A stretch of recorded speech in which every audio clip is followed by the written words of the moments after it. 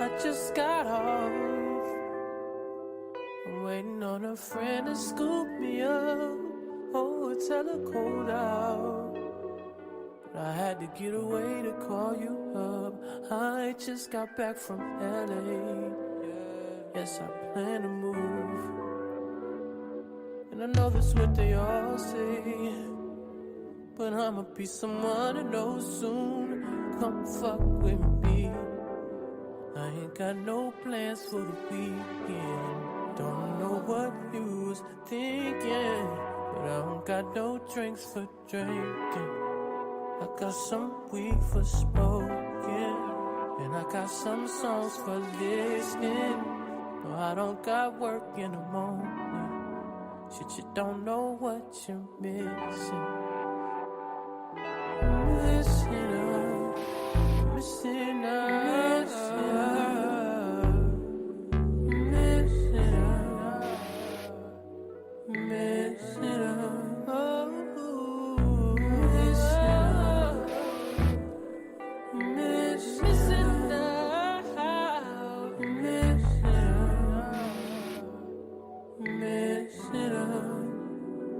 I just got off. My friend is taking longer than I thought. I'm sitting in a Starbucks. It was getting late and too cold out. Damn, my feet are getting tired. I ain't trying to move. I'll call you back on Saturday, but I think I'ma go to bed soon. Come fuck with me. I ain't got no plans for the weekend. Don't know what you was thinking, but I don't got no drinks for drinking. I got some weed for smoking, and I got some songs for listening. No, I don't got work in the morning. Shit, you don't know what you're missing. Missing out, missing out, missing out, missing out,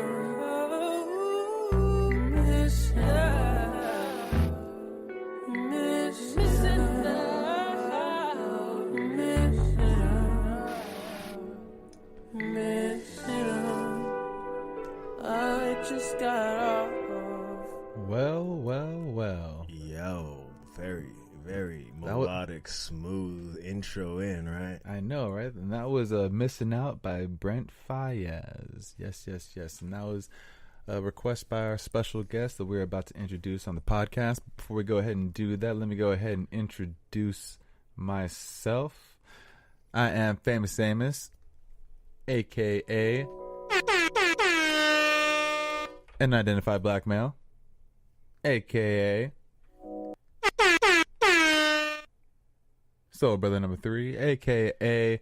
Your Mother's Last Mistake, a.k.a. Pinky, a.k.a. That dude over there might have stole my wallet. No, that's a fun one. And to my right is my humble co-host. What up? It's Tim Redhose. Hey, that was a pretty good one. That was on accident. A.k.a. Plato Got Stacks, a.k.a. Tim the Hoon, a.k.a. George Hooney, a.k.a. Hoonius Ferg, a.k.a. your mother's favorite brother, a.k.a. Young Timmy Bust Nuts. That one never gets old. And today we have a very special guest. He goes by the greatest voice. You might have heard of his buttery, smooth, silky-ass voice. It's fucking phenomenal. It's better than our two broke-ass voices. And we got fucking JT on with us. What's good, dog? That's good to hear, man. That's good to hear. Honestly, man. But before we go ahead and get deeper into this conversation, we got to let you know, first of all, what's going on. And we got to remind you what our book of the month is. The book of the month is Home. Oh no, you're thinking of the other one, Homo Deus. We're actually reading the previous book by the author Yuval Noah Harari, and it is ¡Sapiens: A Brief History of Mankind. We're diving into this one. That's going to be the one we're going after. All right. That needs air horns. Oh, air shit. horns. Air horns. Quick. Oh my gosh. Air horns. The air horns are ready. Why'd you unplug it? I didn't think we needed it. Quickly. Thank you, ladies and gentlemen. And this week for our comic book of the week, we actually got a very special one, and JT's going to premiere it for us. And you motherfuckers aren't ready for this because it's a manga. Go ahead. You want to go ahead and drop that for us, JT? Oh yeah, go ahead. Manga called Goblin Slayer. I had never heard of it until about 3 weeks ago. They got this one website. It's kind of and it's hella. It's like Game of Thrones meets like a fairy tale, but it's in manga form. It's just crazy. That sounds fucking awesome. It's hella dope. I promise you'll enjoy it. If you're under the age of 14, I suggest you not read it. Probably gonna read it anyway. Taking it, man. It's a good piece of content, definitely. Word. Sounds fucking dope. Go and dive into that. Actually, I like how that starts because I feel like that could get us right into the first thing that I wanted to ask. Actually, fuck, do we do that now or should we do that after? I want to ask you, do you watch Berserk? Do you keep up with Berserk? Man, a funny story about Berserk. So yes, I do. I keep up with Berserk. The dude who's the writer. What's the name of the author of Berserk? What's his name? Let me go ahead and do a quick fact check. Yeah, because I do not know his name. Okay, well, no. You know, he don't know. He don't deserve it because he pissed me off. He been writing. He been writing this manga for 31 years now. Then he went on a 1-year hiatus with the manga, and then when you release it, it's a lot of my frustrations about it right now. A lot of y'all might not understand unless you keep up with the whole storyline. But just right now, he's doing a very bad job as a right. Just my personal opinion. Do you feel that because he stops a lot? He stops a lot. He takes like these 8-7 year breaks. Like he's 59, he can't get up no more. So I know he's not out like dating. And so I'm curious. What are you doing at this point? Yeah, what are you doing that's not letting you be able to write 12 to 13 pages? Like, bro, come on. I feel you on that. What I think is personally fucked up about this manga is that it came out back in like '89, right?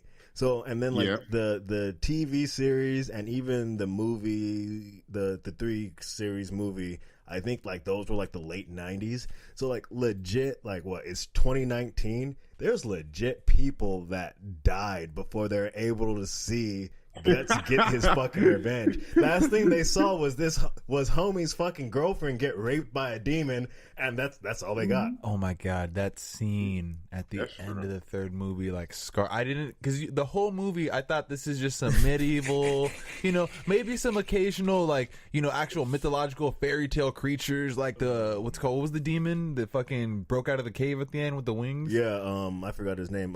Nosferatu. Nosferatu, yeah. And it made sense, right? It made sense. But then when that whole egg thing happened and the portal opened and everyone got sucked in, and you can't unsee that. And then motherfuckers died. They were dropping like flies.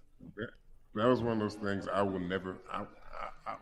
I will never forget. I remember how I first got introduced into Berserk was 3 years ago. I think I was in San Diego. My cousin was like, "Man, have you ever seen it?"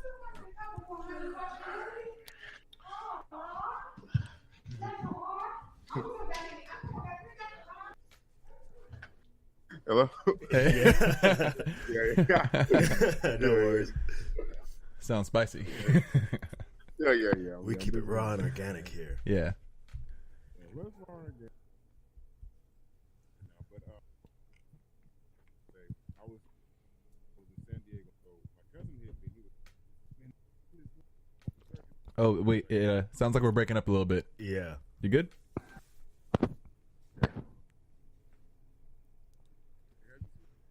No, you're still faded right now. Yeah, it still sounds like you're fading out a little bit, JT.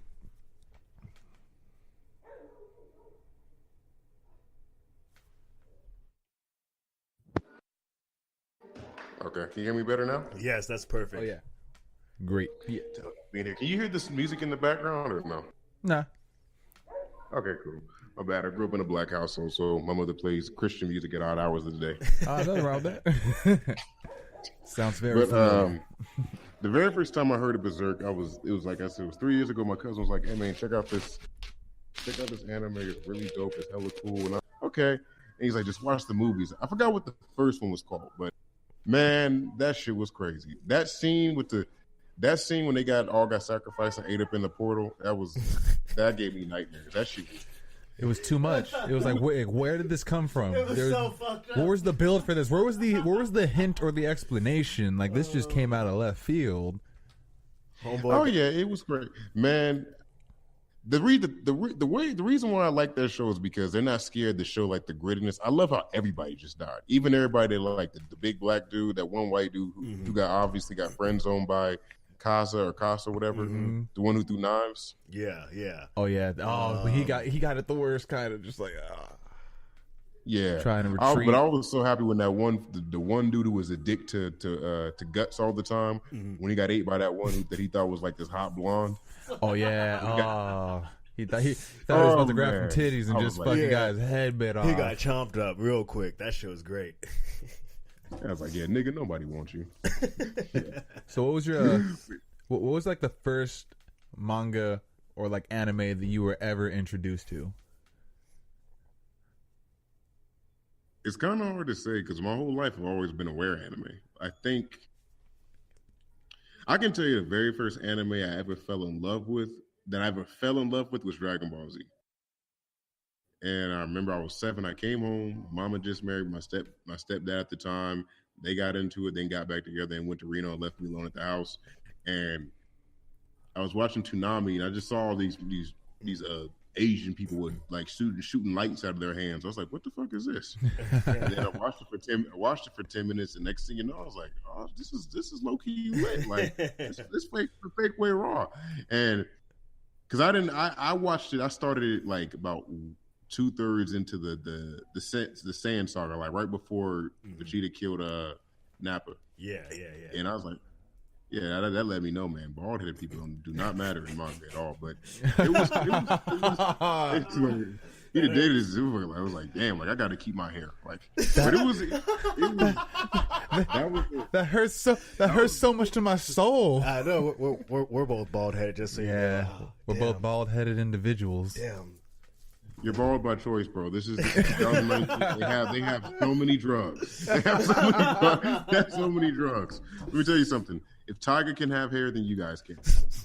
Oh no, man! My granddad always told me never trust a man who wears a toupee, and I gotta apply that now to hair plugs. That's why I don't trust Trump or LeBron. That's because he was from a time where toupees were the only option. Now you have like that thing where you can inject your red blood cells in your hair, and you can have like a living chia pet on your head. Like the world has changed so much now. Like you have so many more options. Yeah, that shit's definitely weird. I feel like it's very like almost like video gaming in a way because like whatever like style you want to chase, we have a cure for that. You know what I'm saying? Yeah. You know. So, do you think that's a good thing or a bad thing to a certain extent?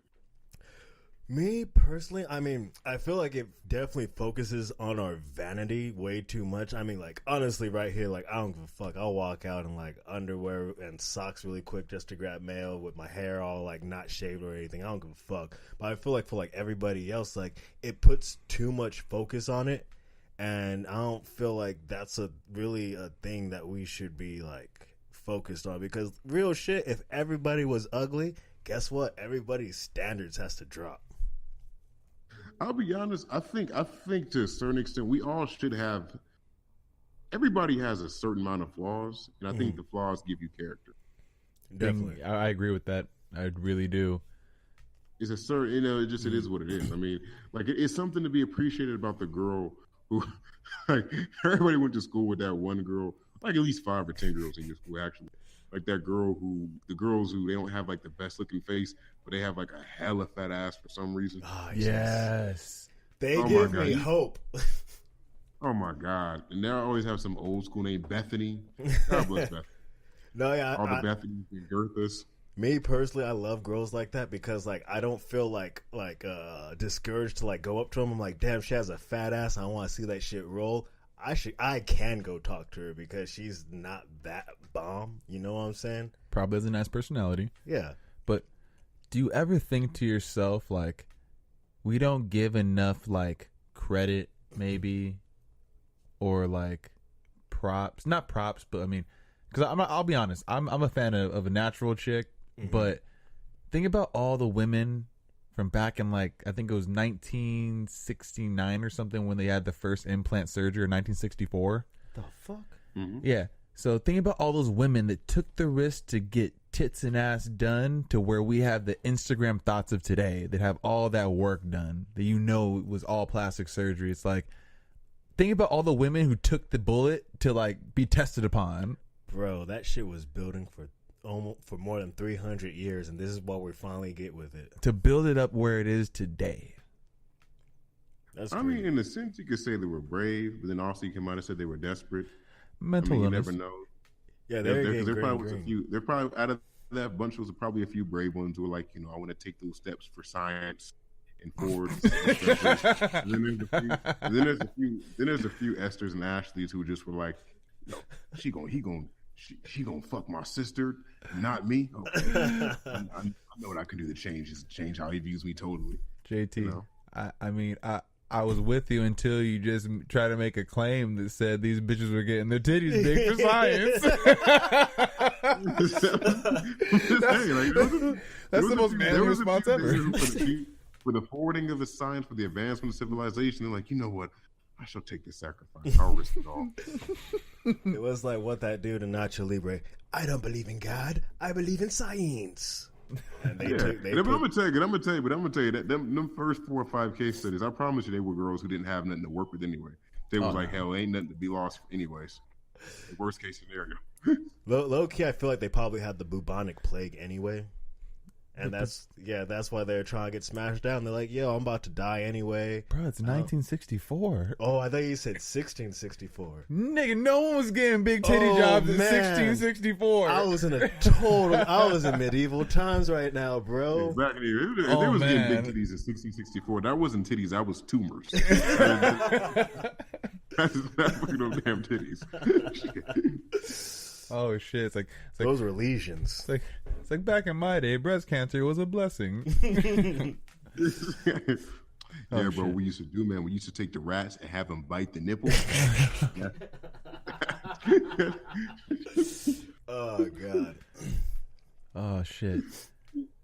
Well, but I don't know how we got to bubonic titty surgery, but what were we talking about before that? We're talking about berserk and just outrageousness in anime, and we're kind of breaching on that. But I mean, before we get too sidetracked, just because we're still early in the podcast, we still got time to get into the meat and potatoes.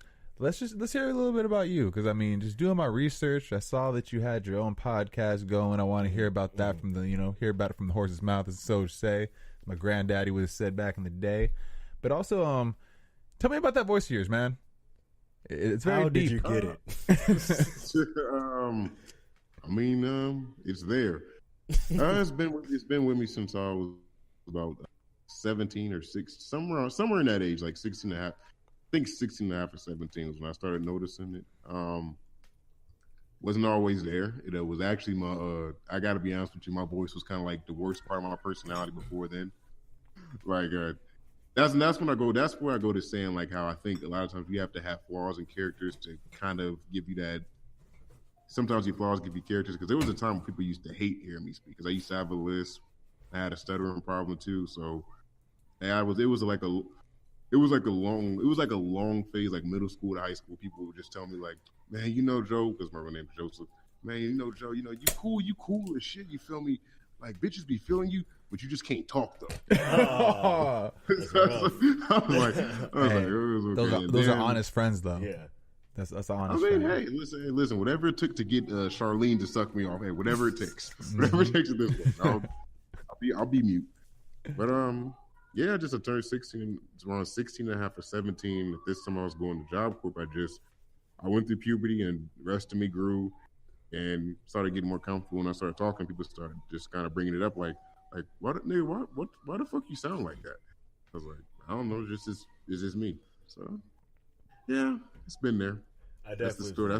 That's the story of the voice. Pretty much is growing into your own skin. It's very it's very unique. Yeah. Like it's something that, I mean, if you did audiobooks or if you did like I would very much enjoy that shit. But yeah, I feel like you're on the mean streak to be like the next Morgan Freeman. You definitely like be God. Morgan Freeman got those sexual abuse charges and shit, and then they trying to take Morgan from us? Not Morgan. Yeah, man. I mean, hey, listen. I like Morgan. God bless him. He's played many a good role as a soft-spoken black guy, but like we can get over Morgan. I mean, he narrates Penguin documentaries and stuff. Like I'm cool. If they take my personal favorite voice of all time is, and y'all might not have watched this growing up. Gargoyles. Remember Gargoyles? Yes, that's probably my introduction to anime right there. Before you elaborate, I want to say that Gargoyles is one of the most underrated cartoons from the 90s that like slept on with that like section of Toon Disney with like bonkers and shit. Along like with Street Sharks. Yep, yep. Yeah, so go on though. Yeah, Keith David, his role is Goliath. His voice is I always tell anybody, because I tell people I have the greatest voice. Honestly, I think to me, when I listen to my voice, it just sounds average. But whatever everybody else say, hey, I roll with it. The greatest speaking voice of all time to me is Keith David's. He did the voice of Goliath. He did the voice of Goliath. He did the voice of Arbiter.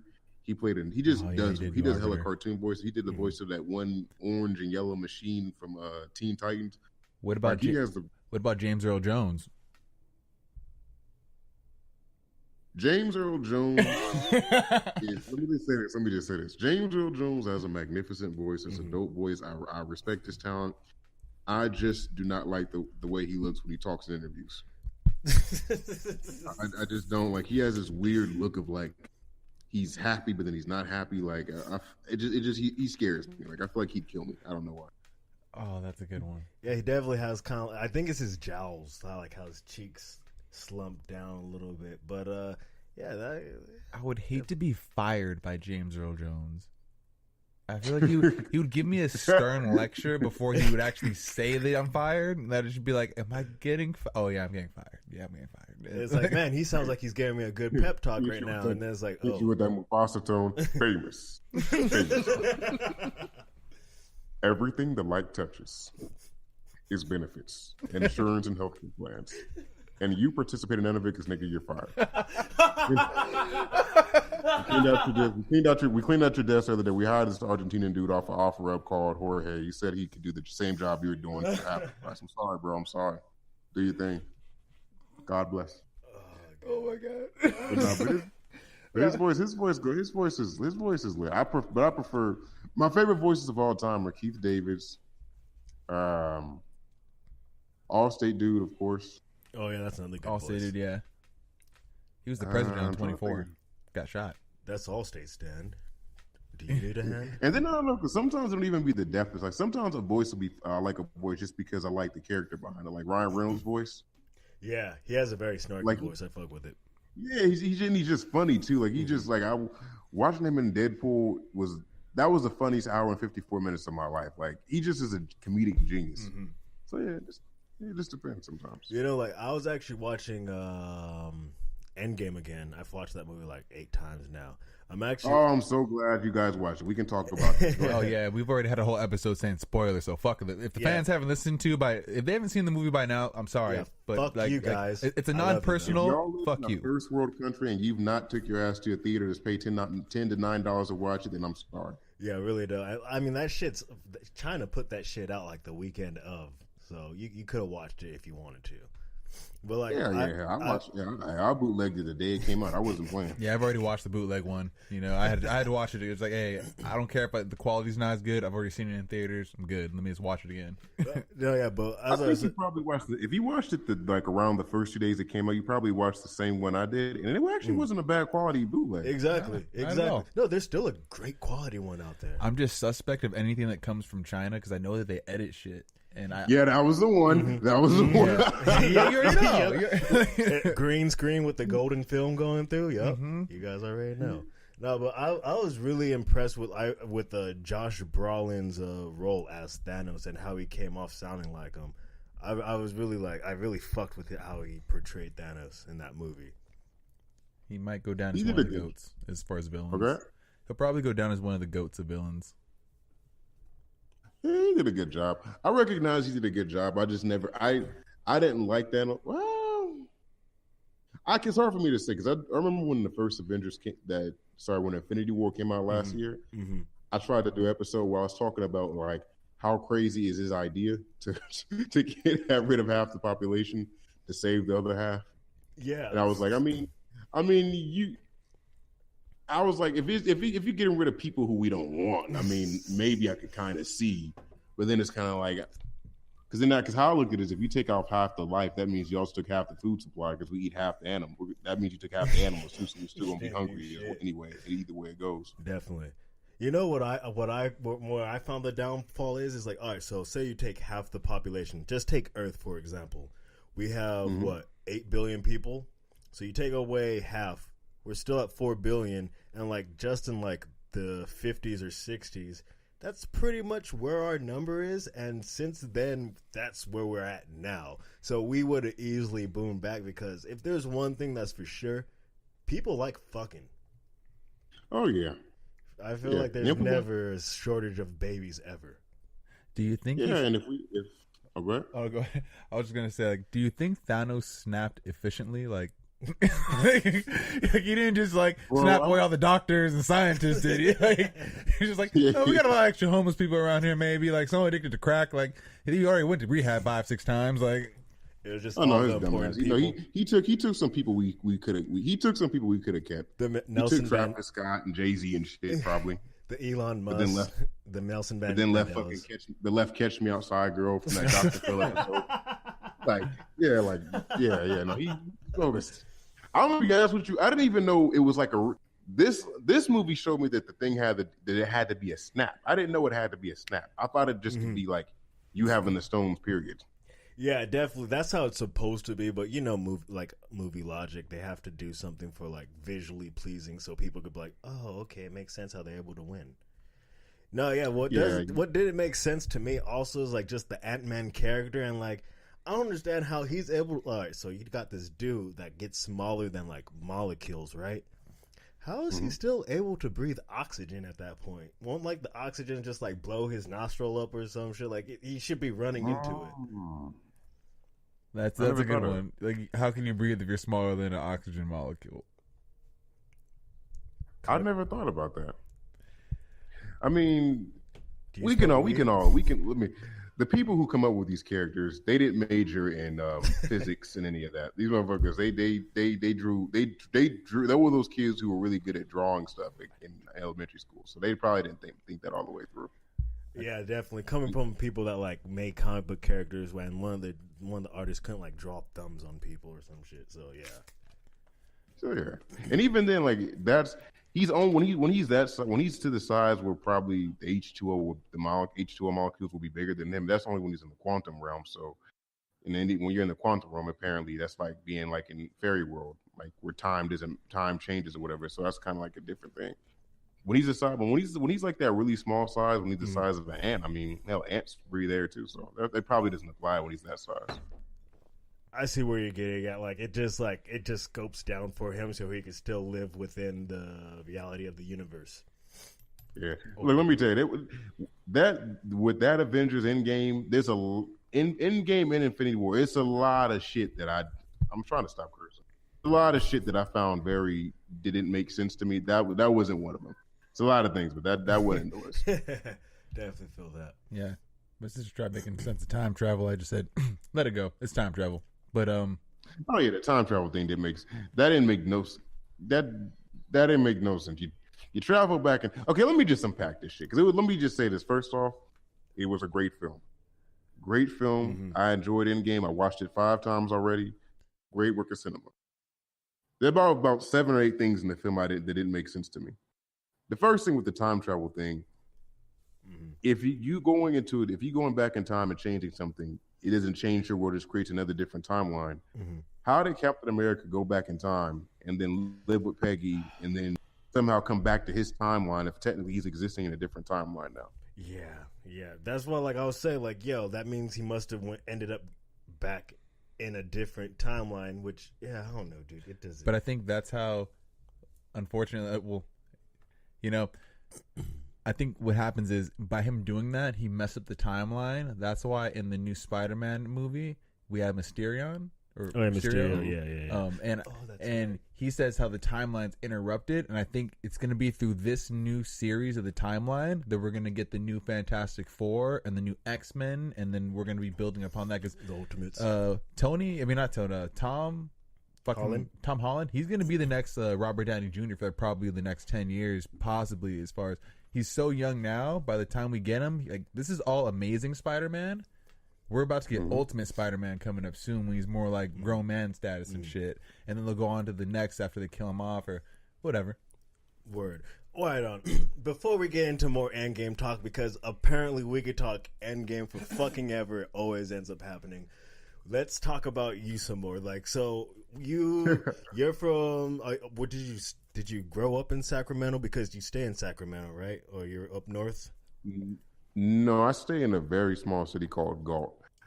I was born in Sac, but I lived everywhere. I lived in growing up. I moved around a lot, so I lived in Sac. For those who aren't from California, these next 5 or 4 cities on my list are in California. I stayed in Sacramento, then Fresno, then Visalia, then Vallejo, then San Francisco, then San Diego. And then when I was 14, I moved to Alabama. Then from there, I went to Georgia. Then from there, I went to California. Then I went to Arizona State for 3 years, then left there, then came back, and here I am. Right on. That's a lot of moving you did. When you're in Arizona, what'd you end up going there for? Initially I was going there for architecture, and then architectural engineering, and then I picked up a pen, and as soon as I got in that architectural drawing class, I was like, oh, nigga, this is not for me.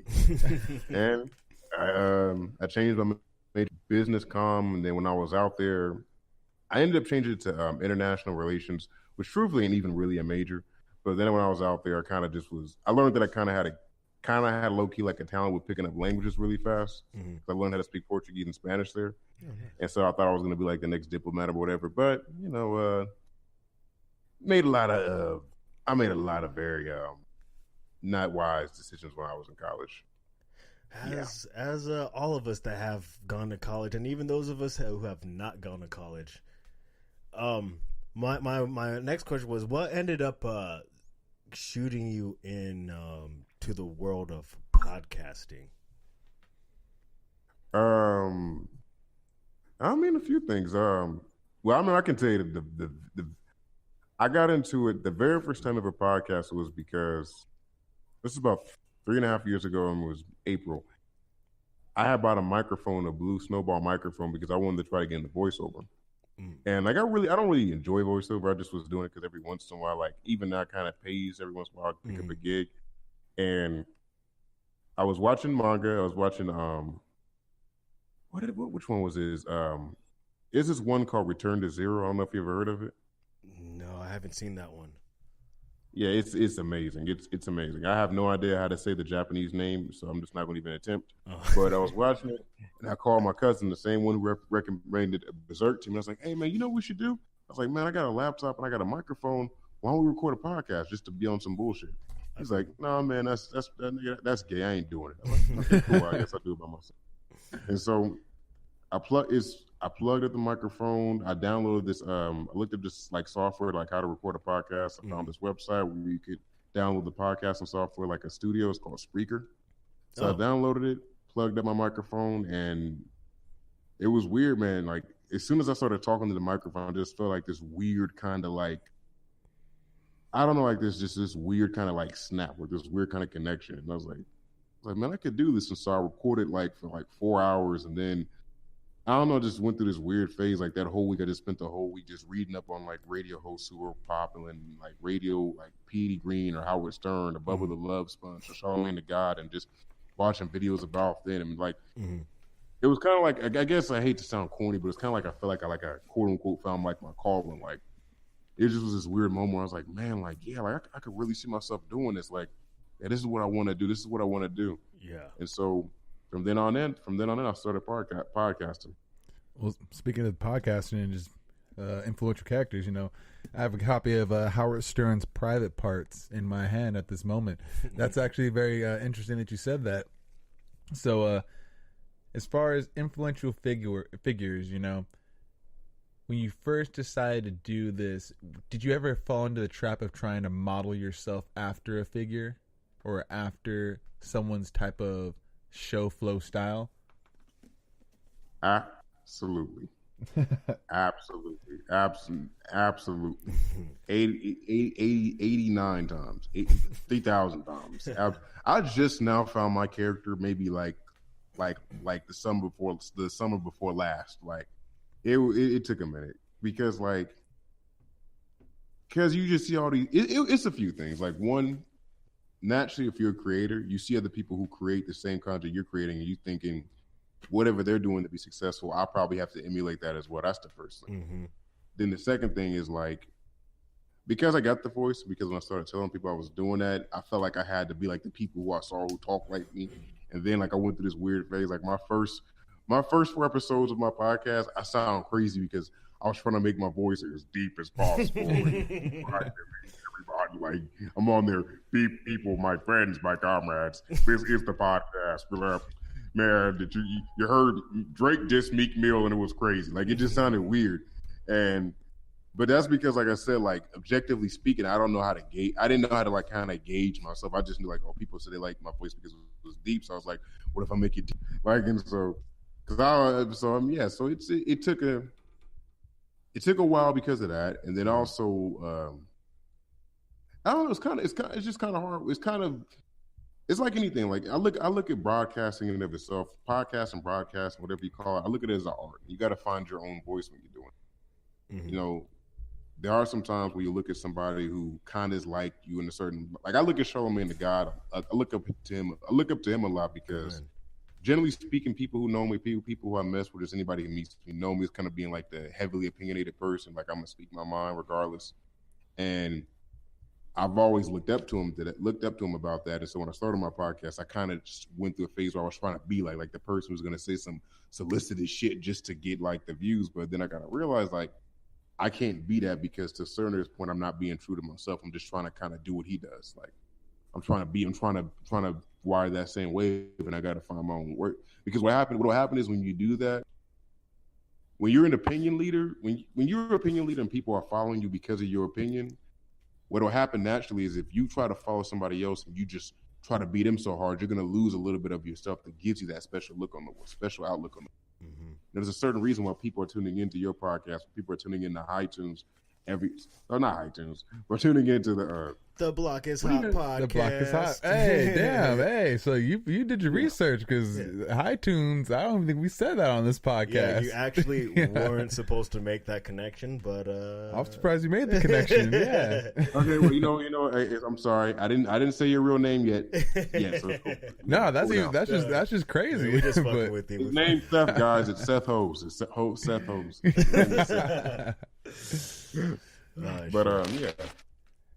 No, I feel you because I mean, definitely. I'm not gonna go ahead and shit or not shit, but I'm not gonna tell your life story, Tim. But back in the day, I would be Hold on, why before you bring up my life story, you say the word shit? It's not. No, I don't want to shit. No, because I know you want to tell your personal story. That's why I don't want to shit on you and just like steal your thunder. No, yeah. But I know back when I was younger, cooler if someone explains it for me. No, back when I was younger, and I would like tell hello. Wait, did we disconnect? No, we're still here. Oh, okay, shit. Because I keep hearing this bleeping in the background.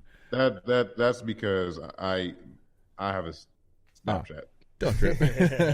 All right. Well, our podcast is raw as fuck, so we ain't editing nothing out of this. He's getting them premiums. But fucking shit. Like when I used to like tell jokes back in the day when I was a kid, I would imitate myself after my favorite comic, and then I would kind of see that happening through the broadcasting. Like I think in the first earlier days of like broadcasting, I tried to be more so like a what's it called, like a kind of like Joey Diaz and the church was happening now, like and just be like kind of like outrageous and tell stories, but like I kind of wanted to really narrow in on what I want to talk about. So it's kind of cool that I hear that same thing happening with you too. What about you, Tim? No, yeah, I definitely agree with both of you on this because I feel like, I mean, I guess, I'm not sure. You're a funny motherfucker. Do you do comedy, JT? Every now and then, I hit the spot something every now and then. Yeah, that's why I figured something like that because you're a funny motherfucker. But like that's like where it kind of like comes from for me. Is like I've been doing comedy for like a few years now, so like I kind of like had an easier time going like finding my persona once I get on the mic. But I know like especially when I first started doing comedy, I heavily emulated all my favorite comics, even like in like the 7th and 8th grade. Everybody knew me like as the kid that copied Dave Chappelle's jokes, and even to this day, like he's still one of my favorite comedians. And even when I started doing comedy, I kind of like emulate his style. Joe Rogan is another motherfucker that like I kind of like copy their style with. And I know it's like I've recently had like this I'm absolutely I'm absolutely in love with Ian Edwards' style of comedy, just like very like slow and then build you up to the punchline. And I've noticed that I've been doing that, which is kind of like getting me out of like what I built up for myself. And like what I like is that when you hear these styles, what's nice is that once you figure that out and then like find out where you are as a human, you're kind of able to integrate it and build upon yourself with that and add more content to your entertainment style. Exactly. It's kind of like when you look at people who you really admire, my idea is you take the outline, but you don't take more than that. Mm-hmm. Like you kind of take like the guidelines to a certain extent. Like for example, like if you're a comedian, you already know number one mistake: don't laugh at your own joke. Definitely.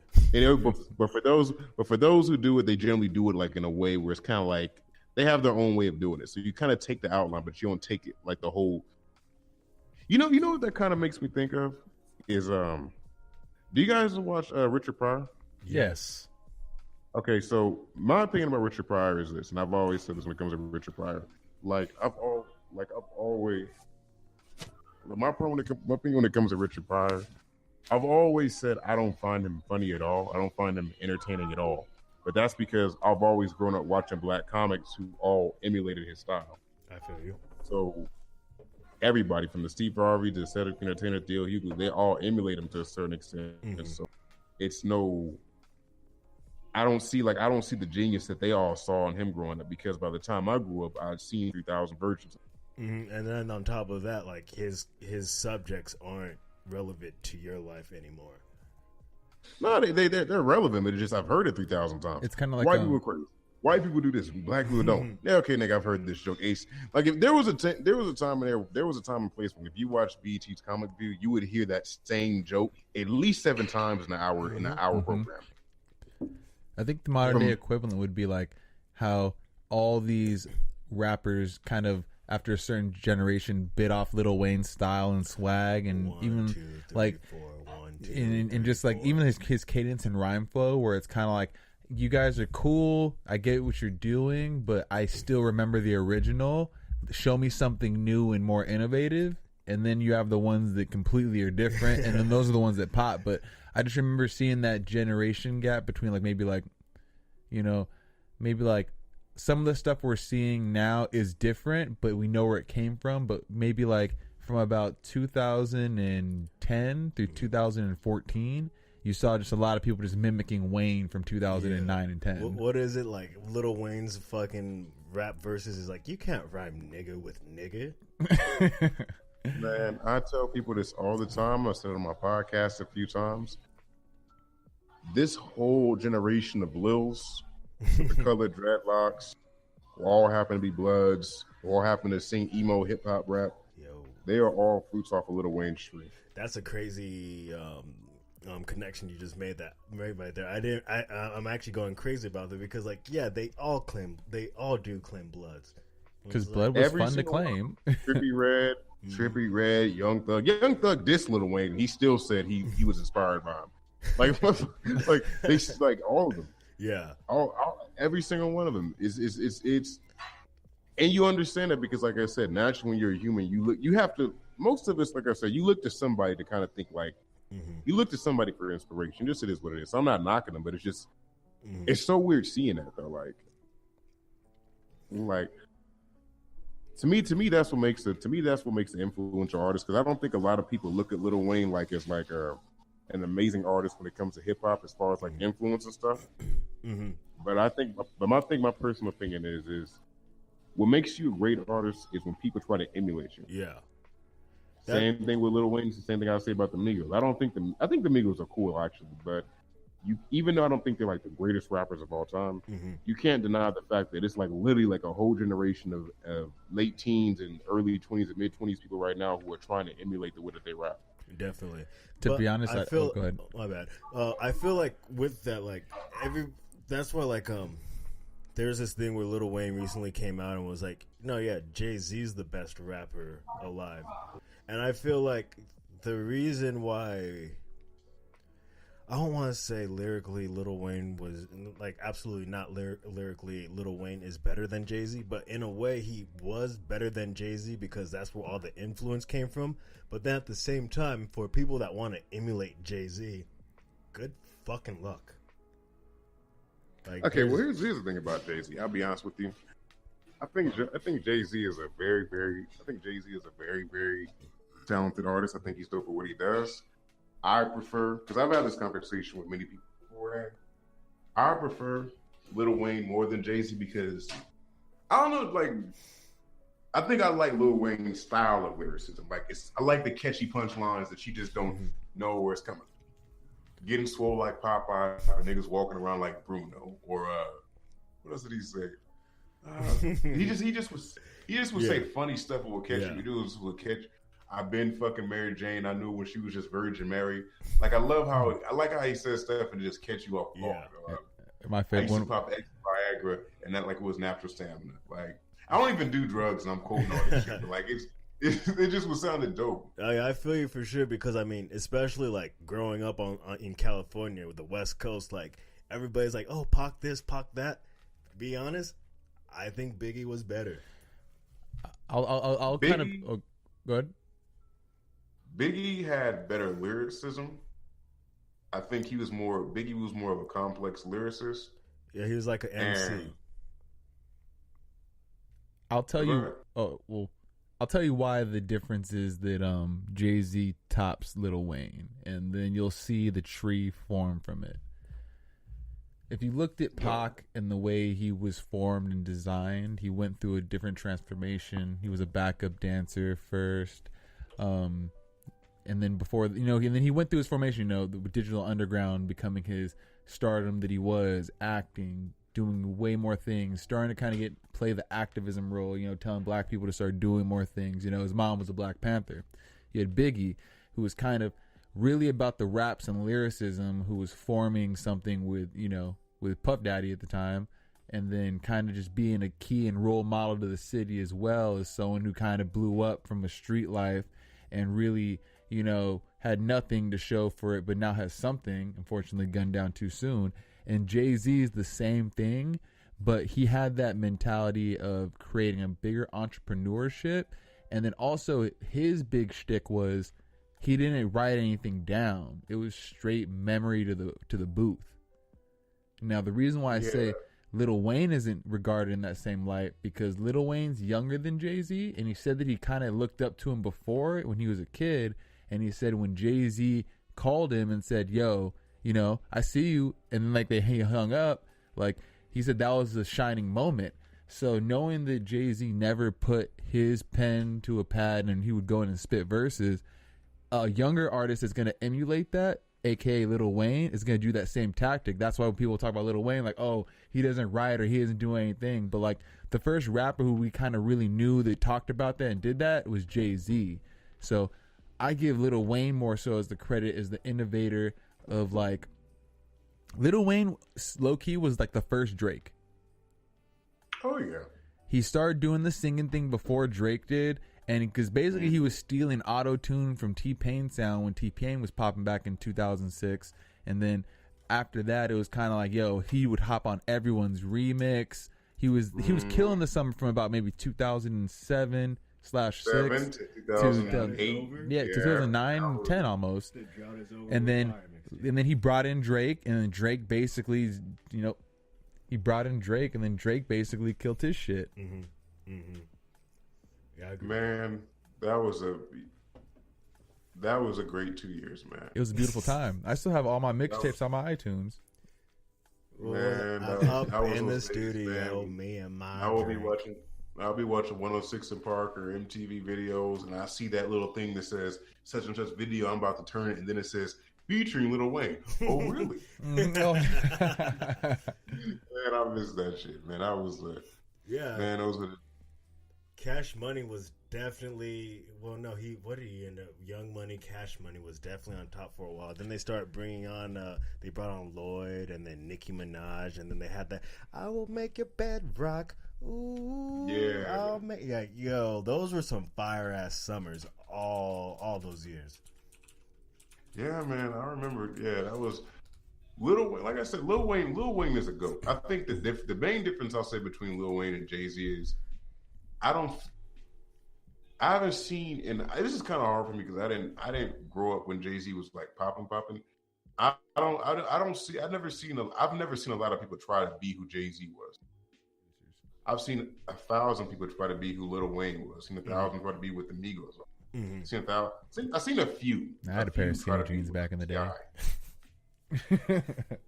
All right, well, we have this thing that we've kind of been forming lately over like the past few, not too much of the past few episodes, maybe like but 3.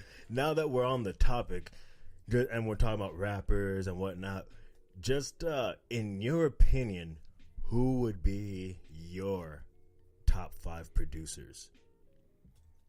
My top 5 producers.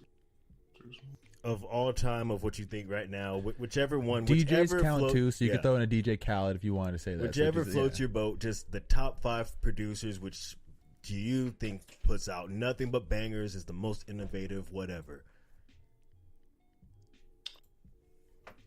Ty Dolla $ign. I'm gonna say DJ Mustard. I rock with that one. Trying to think, because a lot of those dudes who come to my mind right now, I don't know if I can give them the credit per se, because I don't know if they were necessarily the dopest producers or they just had like a fire summer or two. I feel you. I feel what you're saying. Like, well, then if you want to, my bad, go for it. Like part of me wants to save in T-Pain. But then it's kind of hard to say because when I look back on T-Pain and Antiquity, I really realized like he really was only famous for 2.5 years. Yeah, that's true. It hurts my memories of like the 2000s, but it's just like, yeah, I think I'm gonna go Ty Dolla $ign, but I don't even know if Ty Dolla $ign's a bad example because I'm only liking him for his vocals, for his songs that he produces mostly. I'm gonna say Mustard. Okay. I'm gonna say take Heath for right now. Okay. Until he proves me wrong. I kind of want to give Kanye credit, but then Kanye will have like 85 niggas producing one song. Seriously, you ever like the album? Oh, you're cutting out a little bit. Yeah, you cut out. How did nigga make you pay a nigga 85? Damn, I feel like that's a really good rant, but we can't hear him. We can't hear you, man. We can't hear you, man. I'm sorry. You're cutting out. Yeah, you cut out.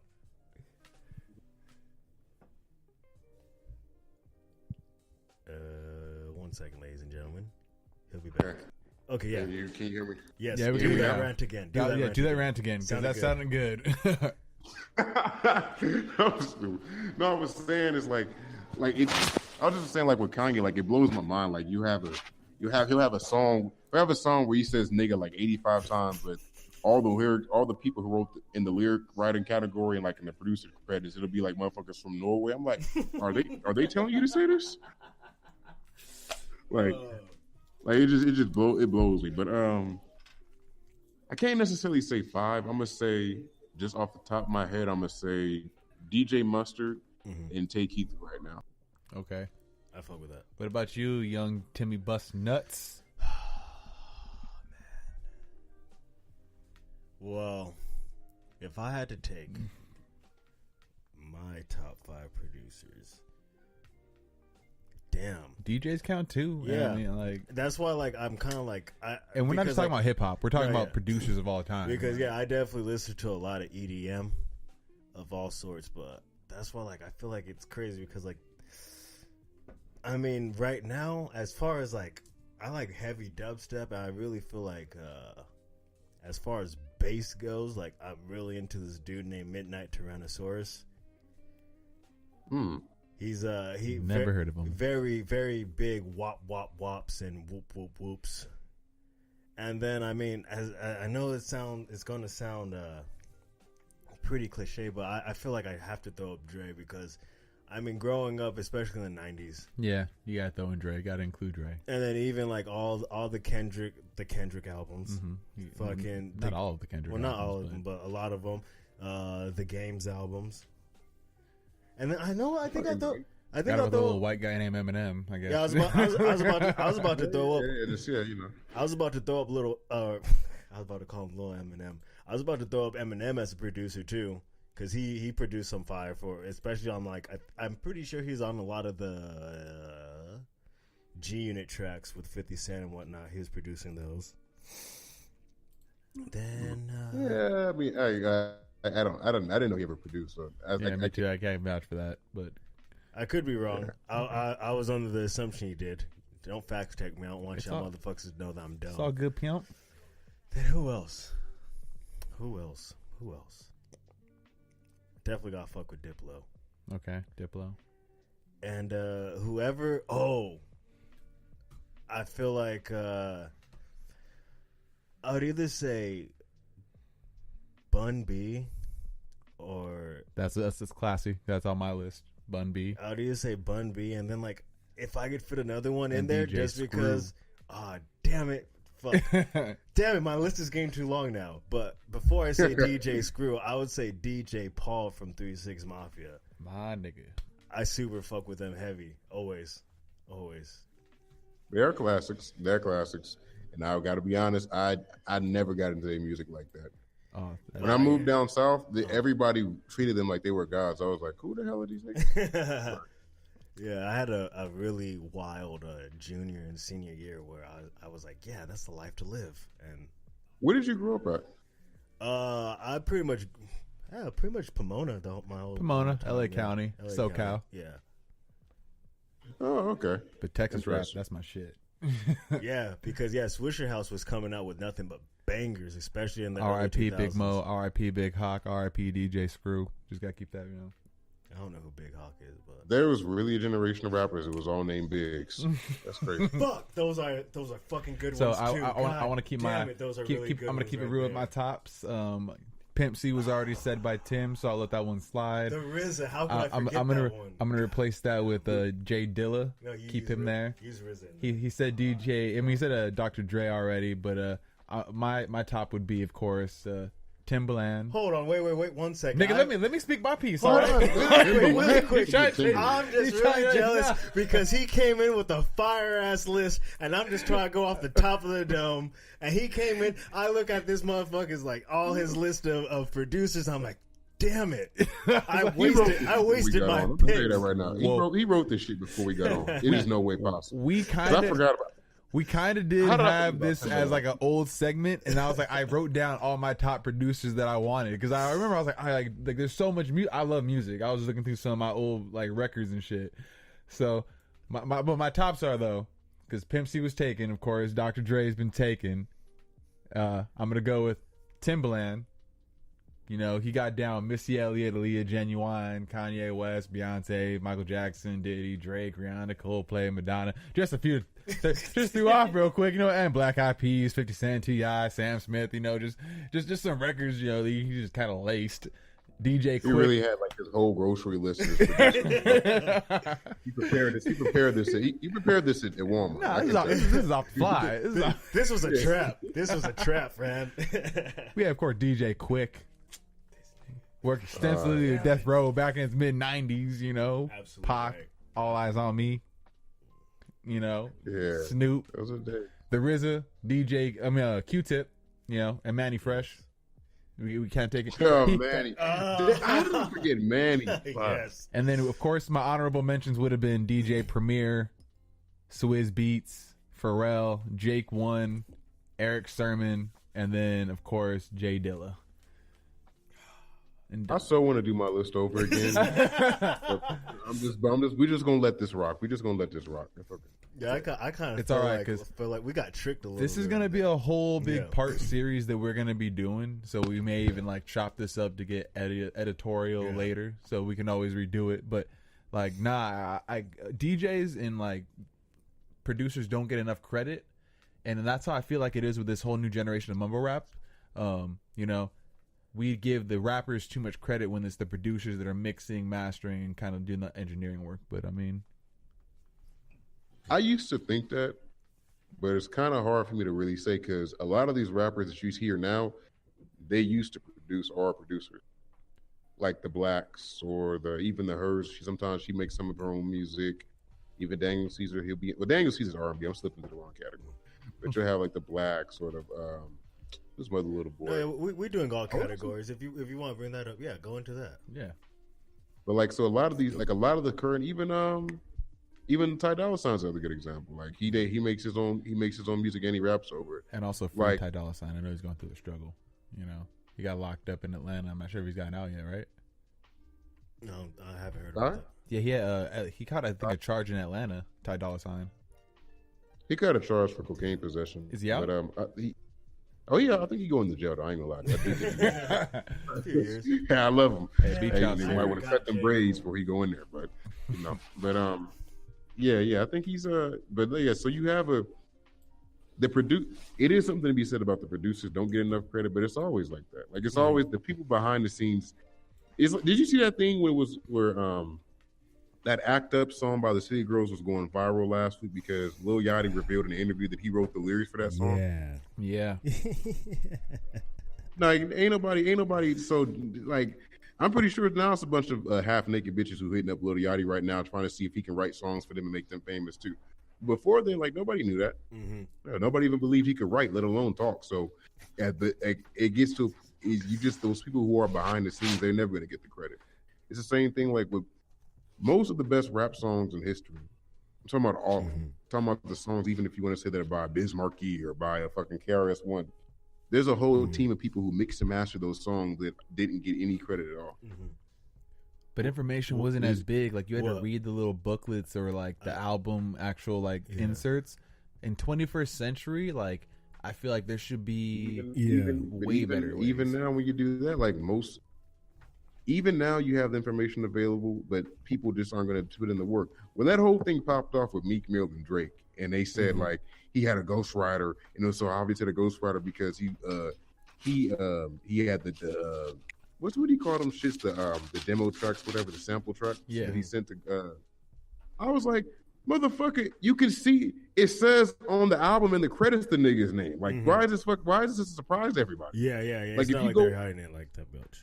Because I think it's If you because go the to the digital songwriting download. credits of the album, it says Quentin Miller there. Like, the nigga, this is not a secret. Like, what are you talking about? But Yeah, Fame brought up a good point right now. Say that again. it's the digital album side, and I just thought of a great idea because you just said that too. You know, you have the album, it's inside, no one has a physical copy, but when you go to your Spotify, you know how you can like get the Genius list that shows the lyrics? What if you were able to swipe up an extra and then you can read through the credits? Who the fuck swipes up?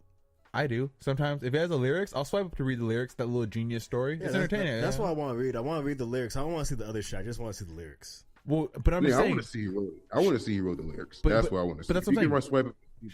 shouldn't that Right. option be available for the credits on that? I mean, when you see it on the screen, you know, double tap the album cover, it flips over, and then you can swipe through the credits. Shouldn't that be like to be done? I'm not an engineer, but I think that'd be a way to start. Should get some people there, get people's names out. Try to I go think find that should be done, but I don't think they'll ever do that because it's two reasons why. I think for one, they just don't think those people are that important. Mm-hmm. They don't look at them as the face that's bringing the cash. Definitely. And then number two, I do think artists are just selfish. It's kind of like how, like on all these songs, like if you go on Drake's Scorpion album, he has features on those songs where you don't even see the names of the artist. Or even on Kanye's album, Ye, like it's dudes who are singing the songs, singing the hooks, but you don't see their names. Like when it says Kanye, it used to be like such and such featuring such and such, but you won't see the names of the people. So I do think in some ways artists are just kind of selfish and just want all the attention. Definitely, I agree with that. Well, shit, man. I mean, Yeah. How do you feel about mumble rap? I'll say that as far as mumble rap itself, lyrically, it doesn't fulfill me. But sonically, if it's in a bar or a club and I happen to be there, I wouldn't be like, turn this shit off. But like, because I'm not gonna lie, it sounds good, but I'm an old school. Like, I like lyrics and I like lyrics and music to flow. So if it doesn't have the two, I can't call that a good song. And just for me, it's too dumbed down. I have to disagree a little bit because there's been times where I'm in the club, I'll be grinding on a chick and like one of these whack ass songs come on, I'm like, I guess I'm not getting pussy, and I'll walk away. That's well, I guess picture this. I'm not gonna call it bad music. It's just not for me. Like, remember ringtone rap? Mm-hmm. People like to gloss over that, but I like DJ Unk.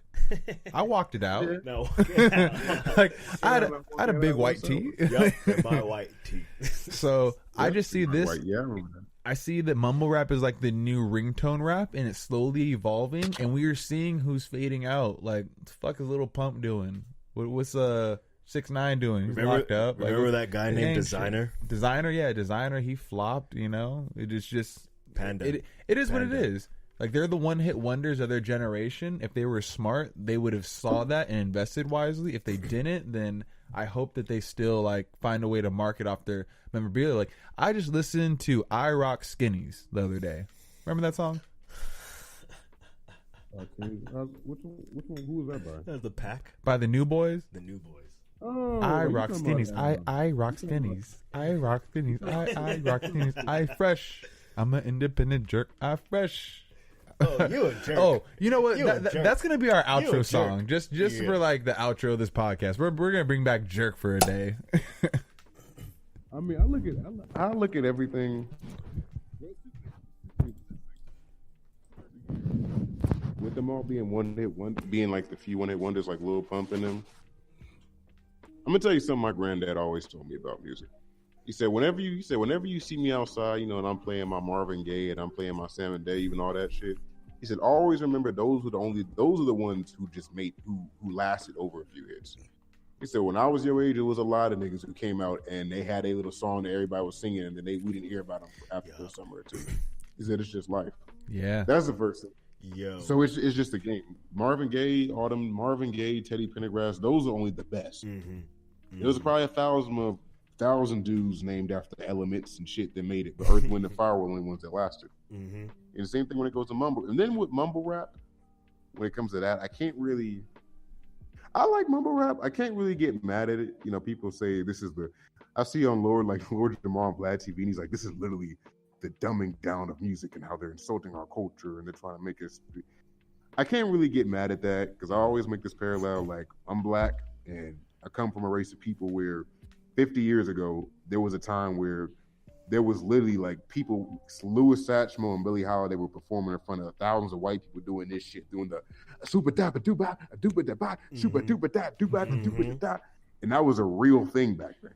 Yeah, like that was people were really paying to see that. So music just goes in the episode, or even if you go to Brazil, if you like bossa nova. A lot of their most popular songs, they do that, and that's like 85% of the song. Yeah, like they might say one audible word in the middle of the song and go back to ocean, and return back to normal. Like that's just the culture.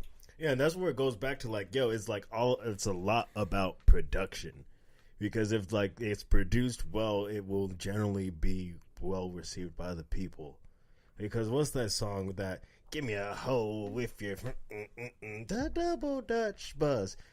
Zipper, zipper, zipper, zipper, zipper, zipper, What the fuck is that? Zipper, Bazinka is it? Like that song was so fire, but like they weren't saying shit that whole song. I still think there's that some dude was a crackhead. But think about it. Even though that was the more experimental music at the time, I think there's some that stay true to the essence of the craft in creating and producing a song that is sonically can stand the test of time. You know. Mm-hmm.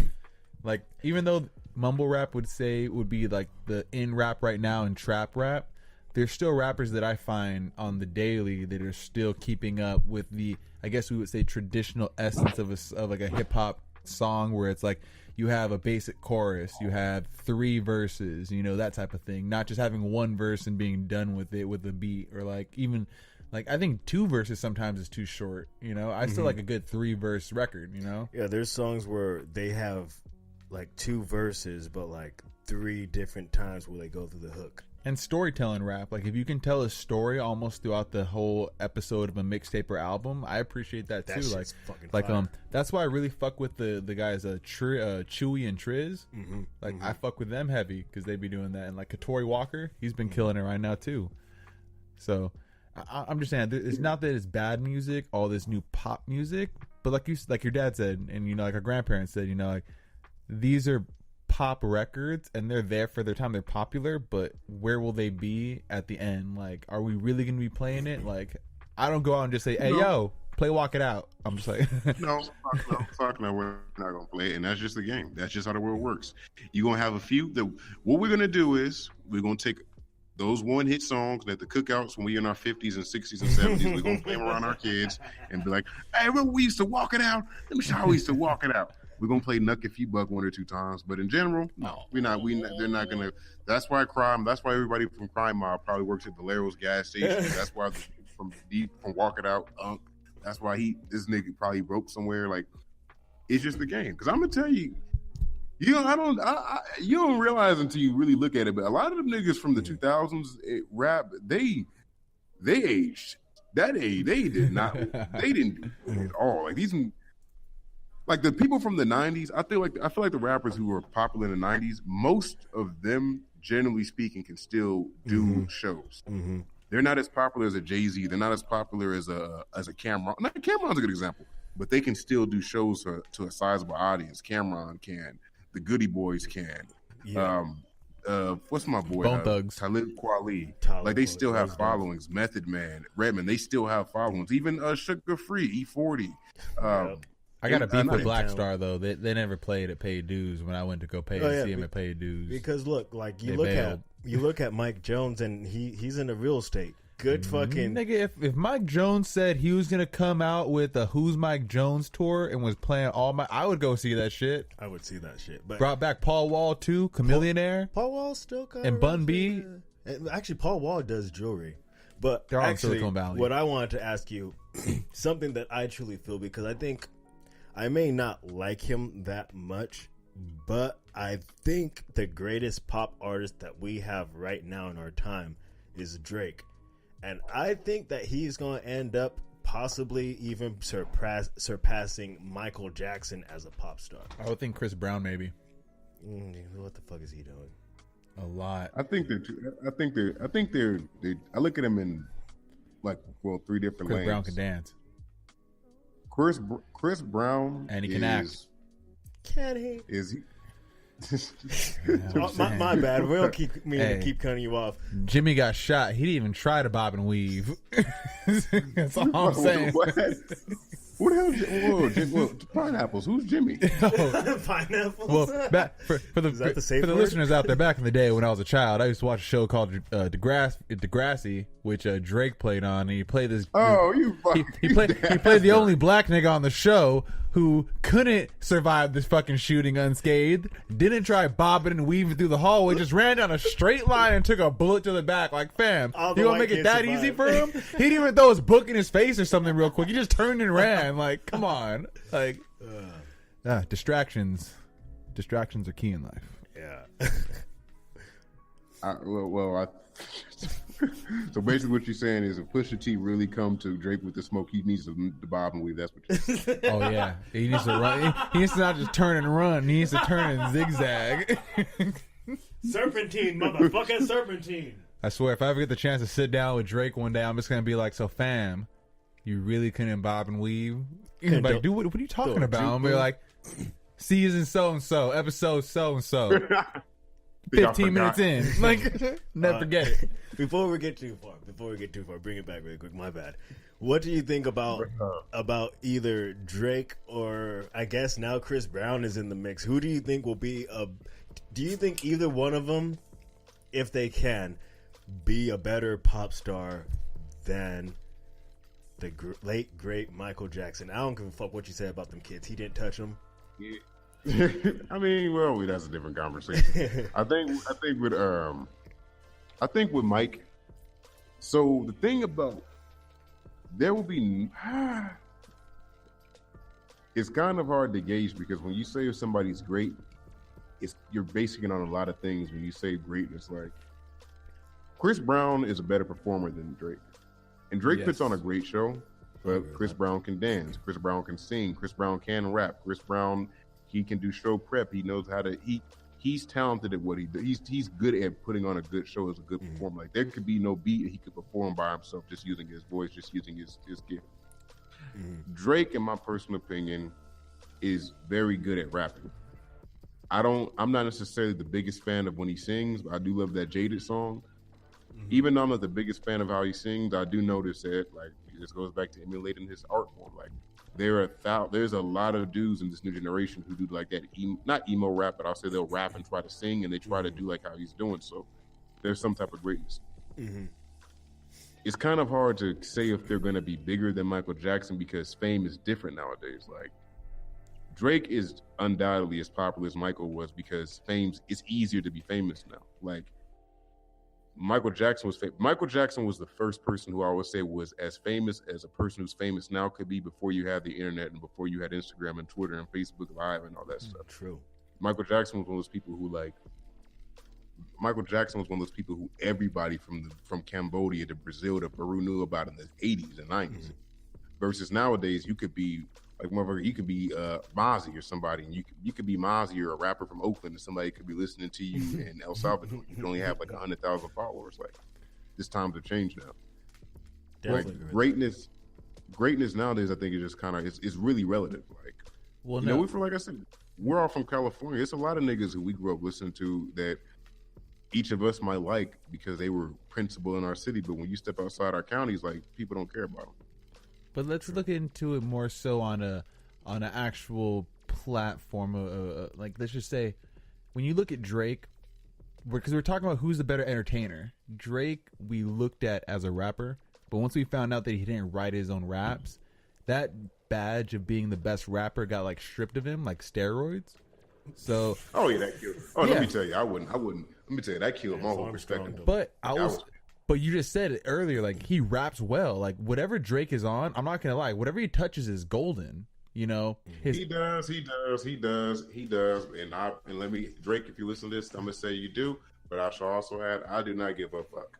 I think you're a great rapper. I listen to all of his songs, but I'm not gonna put you in that best rapper category if you're not writing all your lyrics. Now, I do think he is a great rapper. He does write a lot of his own lyrics. It's just it's hard to say because I will. If you listen to some of his old stuff when he was just like Drake without a proper lineup, I do think you could kind of hear that same kind of imprint of his lyrics. But then you consider the same thing about Kanye West. And Kanye West, learned this niggas had niggas writing for him since he was like he's an entertainer. He's never considered really in the best rapper category because again he's an entertainer. We know if we give him material, he can recite it and do it perfect, you know. And that's what I was saying. This is more of an entertainer battle. So we admit that Drake and Chris Brown can rap, but Drake can dance. Chris Brown. Chris Brown can dance. Drake busted his knee on stage because he can't dance. And then when it comes to acting, Drake has been in a syndicated TV show, which is also a children's TV show, so that's not the same as like an adult TV show or a regular TV show. But Chris Brown has starred in movies, multiple, I might add. So I think when we really look at the entertainment like title and the reign, Chris Brown has been popping since he was like what 16. Yes, just turned 30. Like I think when it comes to the king of entertainers, Chris Brown has the right to wear that title. Interesting. Yeah. Do you have anything to say about that, or is that about it? I mean, I was debating. Yeah. I was thinking about it right now. So I was like, I mean, I won't say he's Chris Brown, the king of entertainment. Hey, I'll be honest with you. He definitely deserves to be in the conversation. If I was him, I would say I was. Yeah. It's like, if I was him, I would say I was, because the catch is, when somebody would say they were, I would say motherfucker do a backflip. oh yeah. It's like they're both on stage like, do a flip. It's like that's what it comes down to. Who could backflip? And be 6'2". Let's talk about that. And be 6'2" and do it. Don't be Bruno Mars' fucking size. Be 5'4". Oh, he would definitely be a runner-up, but he hasn't had the test of time yet. Breezy's been doing this since 16. It's been like 15 years in the game. Man, Damn, that's crazy. You know how hard it is to do a backflip? Yes, yes. I've only done a backflip once on a bouncy house. I can only backflip into pools. Bro, I'm 6'1". Every time I try to do a backflip, I almost broke my damn face. There's not enough air to ground clearance. Shit, man.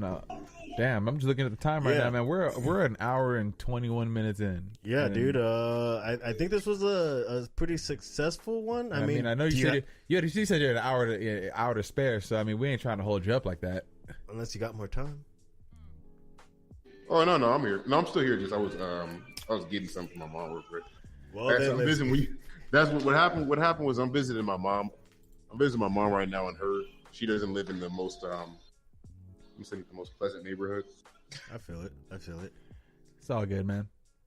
You hear me? Trust me. Yeah, we can hear you. Yeah. We can hear you. Okay, As long as the service going. But no, man. Like, I would definitely want to say that the only reason why Drake steals the rap is because, unfortunately, Chris Brown has a darker past. But not saying what he did was right. I think that Rihanna was also kind of crazy. Hold on. Now that we're getting into that area. Oh, let's do it. I think Rihanna was beating this nigga's ass, and that's why he bit her. That's exactly what I was going to get at, because she even said, like, she was crying about it like in an interview, and she was saying, like, everyone's blaming him, but no one even asked how he was doing. Like, maybe it was me. And I was like, oh, this bitch is admitting it. Like, she was whooping his ass, and that's why he snapped. Like, hey. Brother. You don't bite when you're winning. Chris Brown did a whole documentary and talked about it. He said what happened. He said what happened. What he fell victim to, what a lot of black males fall victim to, and this is when we have to learn to stop dealing with girls like this. Mm-hmm. They were riding in the car. She got mad at him, I guess, because a girl, whatever, whatnot, he'd been fucking with at the time. She found out about it. She started beating his shit in the car, like just started hitting him or whatever. And he said, "Well, okay, you know what? I'm gonna hit you. Since you want to try to do me like a man, I'm gonna hit you like a man." Mm-hmm. No. That's retarded. No. You should never put your hands on a young lady at all. Never. At all. But that happens a lot. Mm-hmm. Yeah, this happens. That is common. Like, yes, you have people. You have a dude. He'll be with his girl. They get into one another. Next thing you know, she be beating him all around the house, beating him while he's taking out the trash, beating him up the stairs, beating him to his car. He says, "You know what, bitch?" It's one slap, and next thing you know, she calling her cousins and her uncles to come beat him up. Oh my god! You just told my life right now. Have you ever seen a man get beat in public, though? I swear to God. I think it was maybe right when I first turned 21, and I went to a bar. It was called Sharky's, and I went outside. Yeah, you already know it's good. And I saw this Latina chick beating the shit out of her man. And the fucked up part was I was walking back into the bar and I saw it.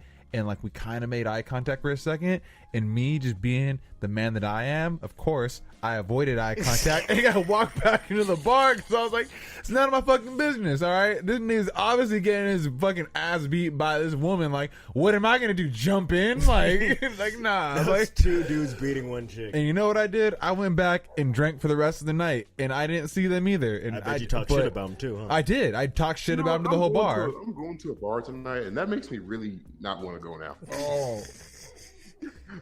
That scares the hell out of me. Now I'm like, oh my god! Like you could hear the slapping of the face, and I was just like, God damn! Like, what did he do? And then, nah. Yeah, but you just gotta run away. You just gotta. Most women aren't that fast. If you're in that position, just power walk it out. They won't catch you. They'll trip on their heel. That's the only way to get out of that situation, man. That is the only way. Either that or just be gay. Either one. I'm just saying. If you want an easy resolution, there are some other ways out of it. Yeah, no, yeah. Because now it's just 2 motherfuckers beating each other. Yeah, there's some other holes you can take to get out of that hole, literally. But it is what it is. Yeah. But more to stuff. But basically, what I was saying is like, like I said, and it's kind of hard for me to kind of hold that over his head all the time because reality is he was literally like 19 when that happened. He was young. He was turning 20. He was like turning 5 years ago. He just turned 30. No, he just turned 30 this year. That happened in 2009. So was that really 2009? He was just about to turn 30. Holy. That was 2009. So he was just turned 20, basically. I'm old as shit, dude. It was a month before. It was a month before he was about to turn 20. I remember that. Bro, I feel like that just happened like 3 years ago. It's been a crazy ride, man. It's been a crazy ride. That's crazy, man. I'm gonna tell you, That's this is how you know you in the ghetto. I'm walking to the grocery store right now. There's literally a guy like waving fire in the middle of the street. I don't know what. I wish this podcast was video for me just to show you. It's the craziest shit. Like, coming live. I bet that's what people thought when like they saw Richard Pryor running through the street on fire. Just look like that crazy guy. I wonder what the first dude thought when he created fire. I could eat for days. This is what the fuck is this? Why is it glowing? Honestly, as the first dude that created fire, I'm like, yo, you know how many bitches I'm about to get on my Instagram for this shit? Hey, man. So, Luke, man, there was this comedian. I got to give him credit for this joke. He said it way more brilliant than me. His name is Rico the Great. He said this joke in Hilarious Comedy Club. He was like, he said, all the little things you think is corny now to do, just remember, a girl gave a dude pussy off for doing that. He said, like, think about it. He did that, he said, like, you know that little, I wish I could fucking show you. You know that little dance move you do where, like, you'll, like, take your hand and, like, do, like, a pop lock? Yeah. Like, you make, like, a wave with your hand? Yeah. He said, that shit looks stupid now, but, like, a girl really sucked the dude's dick off the very first time somebody did that. It was like, oh, my God, girl, what did his hand just do? A girl sucked his dick off of that. There's some bitch that got wet. Oh yeah, or even spraying cologne. Like now it's commonplace for all of us to spray cologne. Now it's just like it's the general norm. But back in the day when that wasn't common, you know, the very first dude who girls like, "Ooh, girl, you smell like peaches and cream." Like the very first the very first guy to do that, he probably got laid just off of smelling good. Funny story. Back when we were in our when younger everybody days, was smelling like dick and blood all the time. Nah, back in the day, the homie Jay, he would buy pheromone cologne. Yeah, I heard about that shit. Like, and I'm not gonna lie, please. I don't know if it worked for sure, 100%, but it was this cologne, right? Had a pretty decent neutral smell almost, and like the instructions were you put it on first, and then you spray your normal cologne on top of it, and it acts like it's a pheromone. It's a catalyst, yeah. And I'm not sure necessarily if it was just like maybe it boosts your confidence and like maybe that's how you pull, but I will be 100% honest. Every time all of us would wear that cologne, we'd all put it on as a unit to get the strongest smell. Like, yeah, no, really, bro. Yo, this wasn't me. I wasn't part of this group. I know you weren't there. I know you weren't part of the group. I know you weren't part of the group. Hey, it's all good. I know you're not part of the group. So basically, it was like 4 of us, and when it would happen was like, all right, we're gonna go out like show. We're just gonna see if it works, and we spray it on, and every time it happened, all of us got numbers, or at least all of us were hooking up with something. Like, not even smashing, but just, like, hey, we're getting to first base on that first pull and, like, getting something. But what's considered first base these days? I always consider first base making out. A titty grab? And then I feel like, yeah, second base is basically like titty grab. Third base is hand job. Bang? No. Pity, you said And then pity grab? Yeah, home base is always smashing. So like, yeah, third base is like once you're like just playing with each other, like hand, maybe a finger.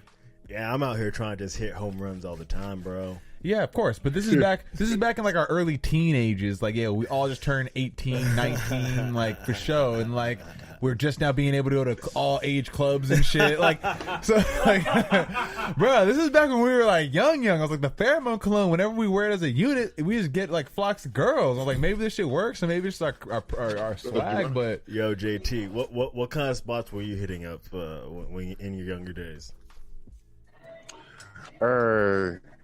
It's kind of hard for me to say because I've always worked at night. Oh shit! I think we might have lost him. A year ago. Hold on, wait a second. We're losing you. You're gonna have to start this rant over. Okay. Oh, okay, hello.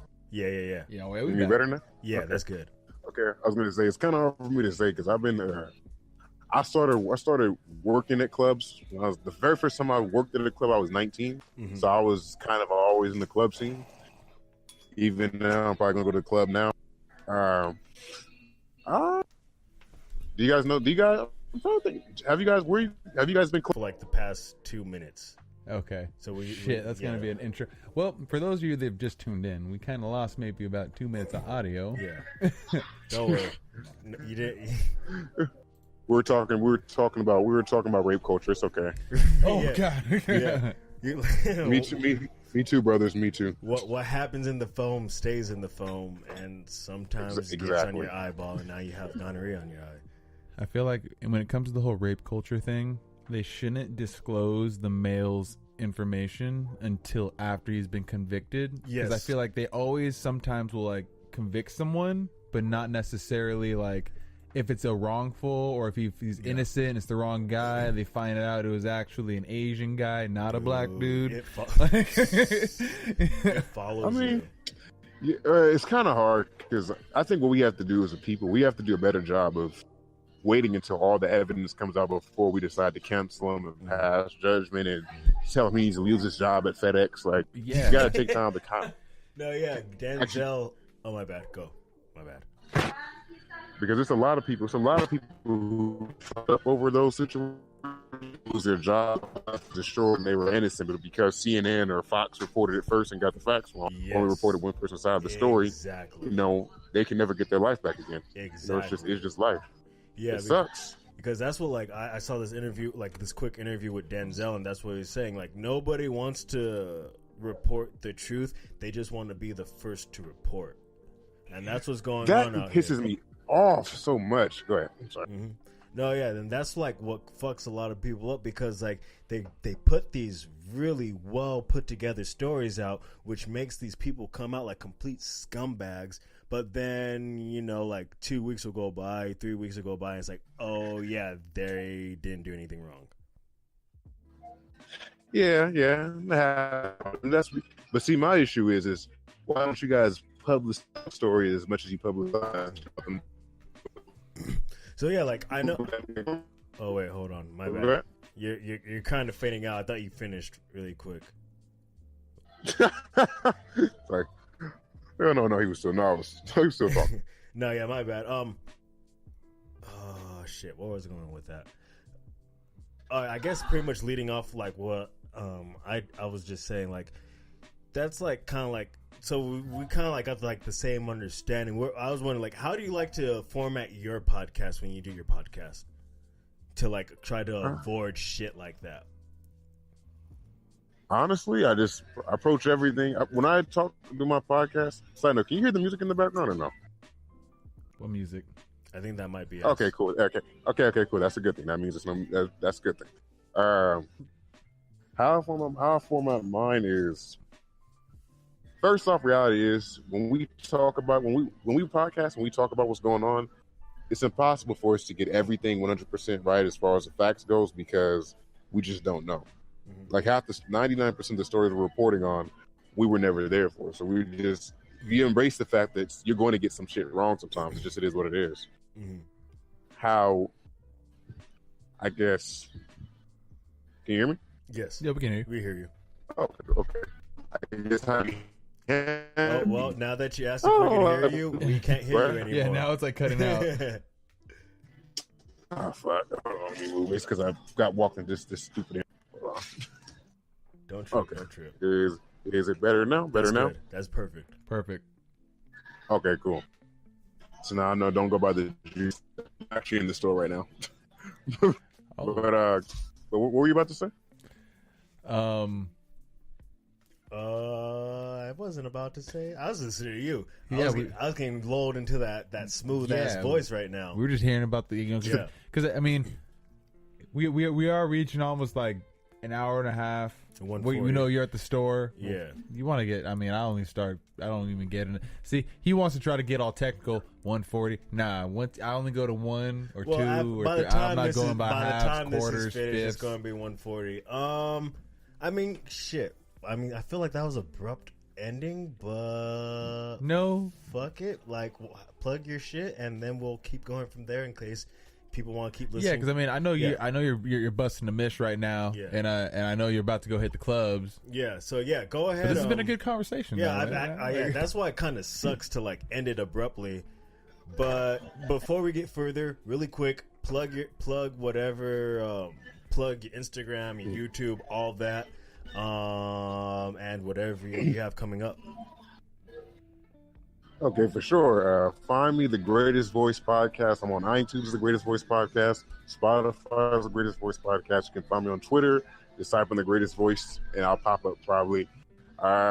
Greatest Voice Podcast on YouTube as well. There's everything, man. Support the movement. Believe in me. Believe in me like you believe in my homie, Famous, and Seth. And we should see where it goes. Tim. It's all good. Is he still there? Well, yeah, man. You're breaking up really bad, man. I don't want this to end up. Yeah, I have to either continue another day. Just probably just close it right now. But dude, it's all good. Yeah, because we're gonna have you back on. We want to talk more. As long as you want to come back on, we will have you on any mother effing time. I definitely want to do because it would have been better if I was back home where I could have talked to you guys with my microphone plugged up to the phone. But right now, like I said, I'm visiting my mom's and she sent me on a grocery run, so I can't really get in my professional bag like I want to. But honestly, sometimes these are like the best ones because this is like organic. It's on the go, but.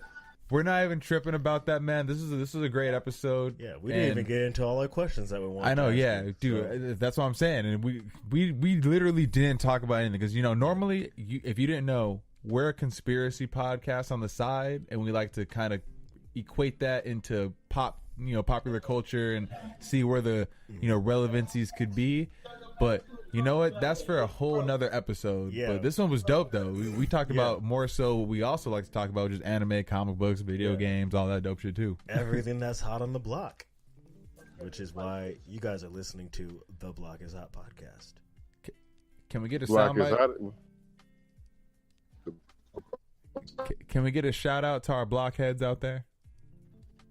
From the man himself, shout out to JT. all the blockheads out there. Shout out to all the blockheads. There was a very, very popular song back in the day called Lean Broccoli. And it was this dude named Peanut. In the beginning of the song, he said, I'm looking for a blockhead. Shout out to the blockheads. Much love and peace to all of you guys. This is The Greatest Voice. And love y'all. Thank y'all for having me on here, man.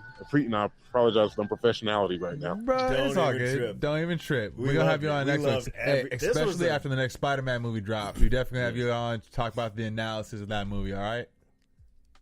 All right, for sure. All right, man. Yo, again, JT, you can find him at The Greatest Voice. And thank you so much. I feel like this was definitely up there with my favorite podcast that we did. Fluxy? He's competing right now with the Fluxy podcast. We don't need to start lining them all up. All right, I'm just saying. This was definitely up there. But yes, again, thank you again, brother. We're going to, as long as you want it, we're going to have you on here again because I want it. Fame wants it. Member of the block. Yes, member of the block. All right, my bros. Yeah, brother. Have a great evening, man. All right, catch be you later, safe man. out there. All right, I'm gonna. All right, peace. All right, brother. Peace. Well, damn, man, that was a Ladies and gentlemen, you fucking heard it here. That was JT, the greatest voice. He's coming out of Northern California. He's a really cool person. You could find him at the greatest voice on YouTube. Was it also Instagram? Also YouTube, I think Instagram, basically all social media. Yeah, You can all find the guy. social media. Yeah. You'll find him at the greatest voice. And if you did not just listen to our whole fucking podcast, he definitely does have. He has that. I'm a little bit Is that jealous. I'm a little bit jealous. I think I have to start talking a little bit deeper and slower. So y'all, Bro, he made me feel like a bitch as far as how my voice is. Like I gotta. I hit those high tones. God damn it. I hit those crackles. I feel very insecure about my voice. I'm gotta go tell jokes about it now. Nah, man. Like I'm not gonna lie. It's one of those things where it's like he has a cool ass voice. Look at me. I'm just stuck here talking, and y'all just here listening. But we love all y'all. It's Y'all like are blockheads. It's like in Infinity War when Peter Quill, once he met Thor, he started talking deeper. I feel like I have to start doing this now. Yeah, that's exactly how I it gotta is. upgrade my level. But anyway, all jokes aside, I feel like this was a beautiful podcast. A nice one. We'll definitely have more of JT coming on. We definitely have more guests coming for you guys. So what kind of song do you want to kind of exit on out to? I forgot what song we agreed on earlier. Not that. But we should definitely find a song really quick because I need to fucking take a fat piss. I'm gonna fucking flood your toilet right now. I might piss on your dog because she's barking all the time. It's kind of like getting to me. But before I do that, let me finish this beer. I don't know. What do you want to play? What were we thinking about earlier? There's a song that came up. Was it by the RZA? Was it by Manny Fresh? No, I want to play a song from my iTunes. Know what? Play "Give Me the Loot" by Biggie Smalls, the Notorious. Give me the loot, give me the loot. I'm all bird. I actually really like that song because I used to think it was Biggie Smalls featuring somebody else, but then I just found out it was just Biggie Smalls featuring Biggie Smalls. He just has two different voices. He was rapping at himself. Word? Yeah. Give me the loot. Look it up, nigga. Gimme.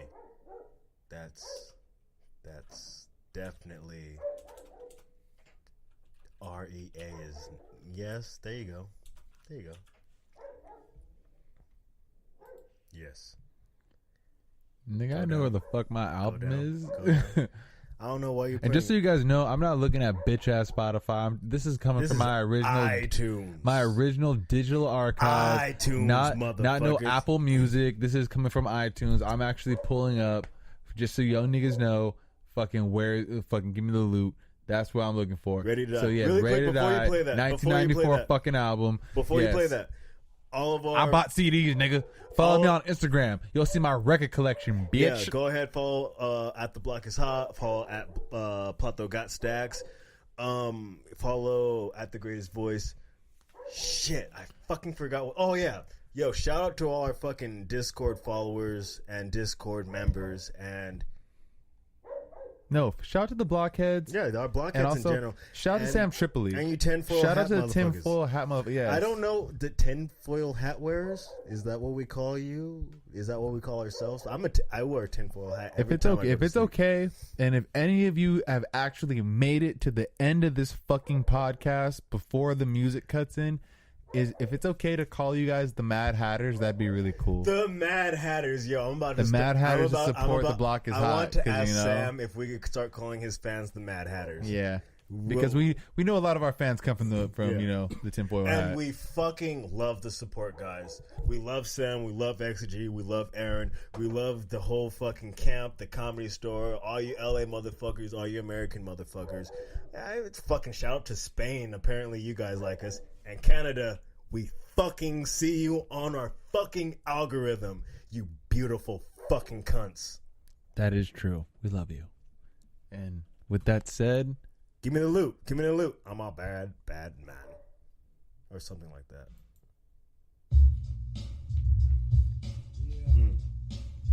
That's your actual speakers. I don't think that's playing through the headphones. oh, that's interesting. Yeah, you kind of fucked that one up. He has a really banging system in this room, which is very unnecessary for a home theater system. But you should definitely retry to do that. I know. Yeah, we should. Damn. Yeah. Stop playing it. You're fucking it up. Turn this. I don't know how that See, happened. this nigga always fucks up everything that I want to do. What are you doing? You don't need to look at Audacity. Okay, I'm sorry. You're still recording. Don't worry. We're with them. We're with them. Okay. We're with them. Okay. Just calm down. Calm down. Come on. Calm Let's do down, it. player. I have to piss. I'm trying to stay here until we finish this shit. Cuz. Okay. It's all good, bro. It's all good. Why you got chill, all right? Give me that loot. I really like that song. Oh yeah, fucking. I guess while we have time to kill, yo, shout out to fucking Lord Flacco Jordy. You're the homie. My parents ran into you the other day in Orange County. Oh, now he wants to play the song while I'm doing a shout out. Peace, bitches. Oh no, you guys aren't bitches. You're my friends and lovers. And we love you. Peace, bitches.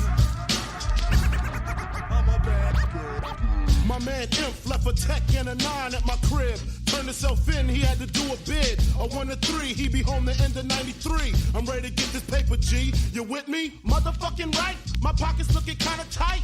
And I'm stressed. Yo, Biggie, let me get the vest. No need for that. Just grab the fucking gat. The first pocket that's fat. The tech is to his back. Word is born, I'ma smoke him. Yo, don't fake no move. What? Treat it like boxing. Stick and move. Stick and move. You ain't got to explain shit. I've been robbing motherfuckers since the slave shit. With the same clip and the same 4.5. 2-point blank. A motherfucker sure to die. That's my word. Nigga even try to bogart. Have his mother singing It's So Hard. Yes, love. Love your fucking attitude. Because the nigga play pussy, that's the nigga that's getting screwed and bruised up. From the pistol whipping, webs on the neck from the necklace stripping. Then I'm dipping up the block and I'm robbing bitches too. Up the herringbones and bamboos. I wouldn't give a fuck if you're in error. Give me the baby rings and the #1 mom pendant. I'm slamming niggas like Shaquille. Shit is real. When it's time to eat a meal, I rob and steal. Cause Mom Duke ain't giving me shit. So for the bread and butter, I leave niggas in the gutter. Word the mother, I'm dangerous. Crazier than a bag of fucking angel dust. When I bust my gap, motherfuckers take dirt naps. I'm all that and a dime sack. Where the paper at? When he's sticking you and taking all your money. Give me the loot, give me the loot. Give me the loot, give me the loot. Give me the loot, give me the loot. Give me the loot, give me the loot. Give me the loot, give me the loot. Give me the loot, give me the loot. Give me the loot, give me the loot. Give me the loot, give me the loot. Big up, it's a stick up, and I'm shooting niggas quick if you hiccup. Don't let me fill my clip up in your back and headpiece, the opposite of peace. Sending Mom Duke a reef. You're talking to the robbery expert. Step into your wake with your blood on my shirt. Don't be a jerk and get smoked over being resistant. Cause when I lick shots, the shit is persistent. Goodness gracious, the papers. Where the cash at? Where the stash at? Nigga, pass that before you get your grave dug from the main thug. 357 slug, and my nigga Biggie got an itchy one grip. One in the chamber, 32 in the clip. Motherfuckers better strip. Yeah, nigga, peel before you find out how blue steel feel. From the Beretta, putting all the holes in your sweater. The money getter, motherfuckers know the better. Rolex watches and colorful swatches. I'm digging in pockets, motherfuckers can't stop it. Man, niggas come through, I'm taking high school rings too. Bitches get split for the earrings and bangles. And when I rock her and drop her, I'm taking her dough knockers. And if she's resistant, baka. So go get your man, bitch, he could get robbed too. Tell him Biggie took it, what the fuck he gonna do? I hope apologetic, or I'ma have to set it. And if I said it, the cocksucker won't forget it. When he's sticking you and taking all your money. Give me the loot, give me the loot. Give me the loot, give me the loot. Give me the loot, give me the loot. Give me the loot, give me the loot.